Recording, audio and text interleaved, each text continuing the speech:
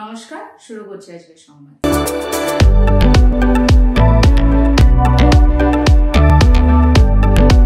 16ই August শুক্রবার কাঞ্চননগর দীননাথ দাস উচ্চ মাধ্যমিক বিদ্যালয়ে পালিত হলো কন্যাশ্রী অনুষ্ঠান। প্রধান অতিথি ছিলেন আন্তর্জাতিক পুরস্কারপ্রাপ্ত বাচিক শিল্পী ভবতোষ দাস ও তার সহযোগী পিয়াসা চক্রবর্তী। বিশেষ অতিথি ছিলেন প্যারা নিউট্রিশনের পক্ষে প্রলয় মজুমদার।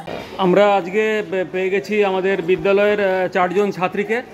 তোমার নামটা একটু বলো। আচ্ছা, তুমি কি করেছো আজকে প্রোগ্রাম? কন্যাশ্রী দিবস উপলক্ষে আমরা নাচ করেছি। আচ্ছা, কি কি গানের সঙ্গে তুমি নাচলে?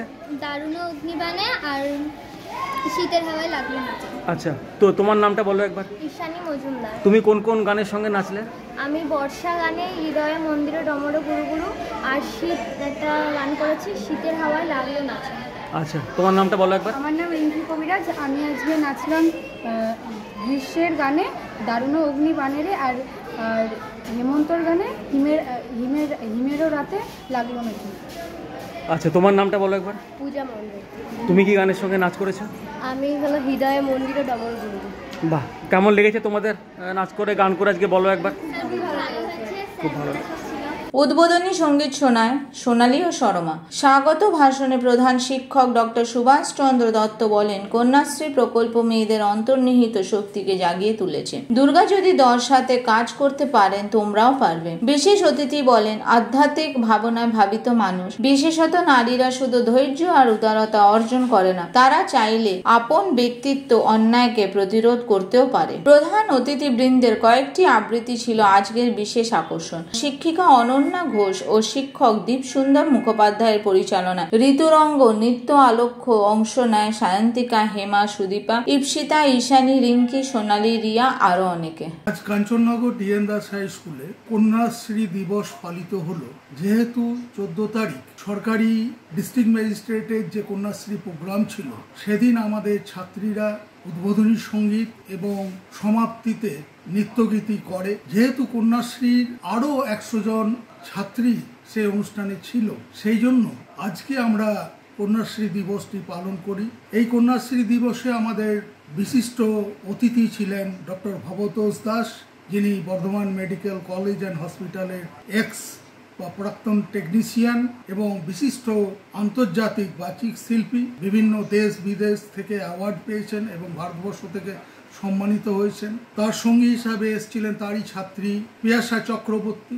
এছাড়াও বর্ধমানের সবথেকে মানবিক অর্থাৎ হিউম্যান রিসোর্স ডেভেলপমেন্টে বা মানুষ তৈরির সবথেকে বড় স্বেচ্ছাসেবী সংস্থা বর্ধমান সদর প্যারা নিউট্রিশন ওয়েলফেয়ার সোসাইটি কর্ণধার প্রলয় মজুমদার এসেছিলেন এবং এই অনুষ্ঠানে ডক্টর ভবতোষ দাস বাচিক শিল্পী, যেহেতু সেখানে তিনি আবৃত্তি করে দেখান এবং তার সহযোগীও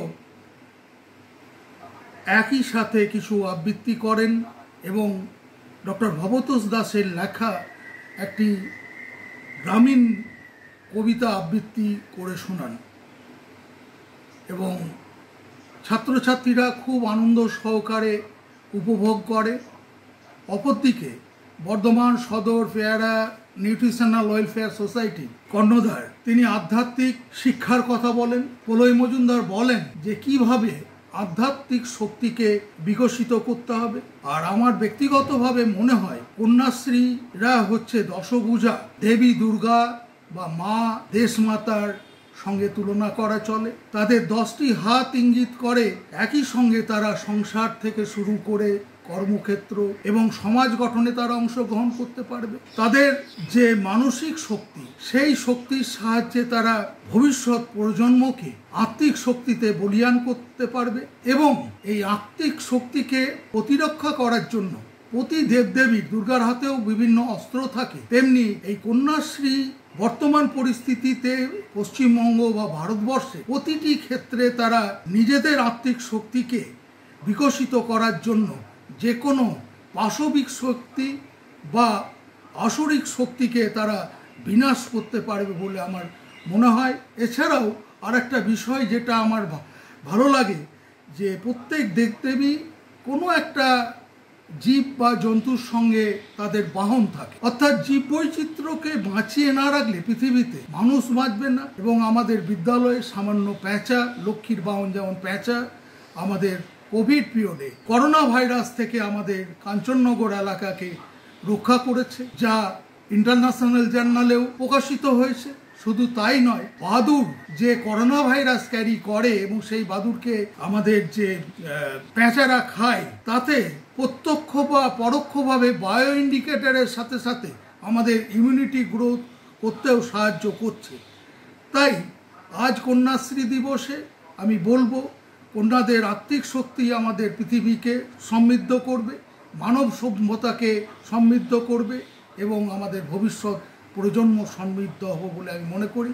আমি ডক্টর সুভাষচন্দ্র দত্ত, প্রধান শিক্ষক, Kanchannagar DN Das high school. আমি বিভিন্ন মিডিয়া চ্যানেলকে অসংখ্য ধন্যবাদ জানাচ্ছি।